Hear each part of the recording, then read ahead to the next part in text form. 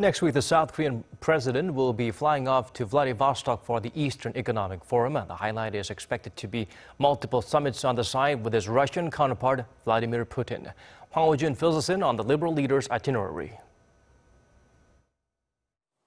South Korea's top office has confirmed that President Moon Jae-in will hold summit talks with his Russian counterpart Vladimir Putin next week on the sidelines of the Eastern Economic Forum in Vladivostok.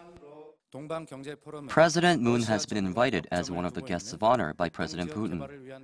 The international forum focuses on the development of Russia's Far East region, and this will be President Moon's first visit to Russia since his inauguration.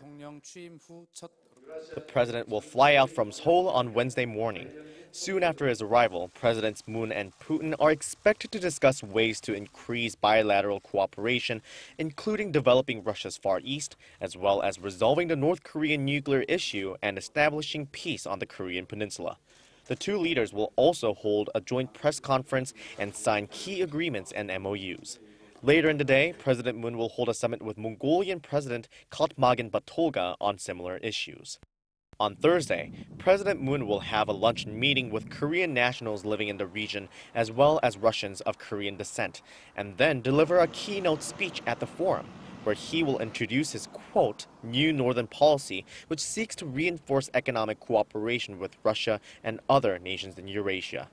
President Moon is also expected to hold a summit with Japanese Prime Minister Shinzo Abe on the sidelines, but according to the Blue House, the details are still being ironed out. The presidential office underscored that next week's trip is significant as a chance for Seoul and Moscow to enhance their cooperative partnership on the basis of mutual friendship and trust. It said closer ties between the two can ultimately lead to the collective development and prosperity of Eurasia. Hwang Hojun, Arirang News.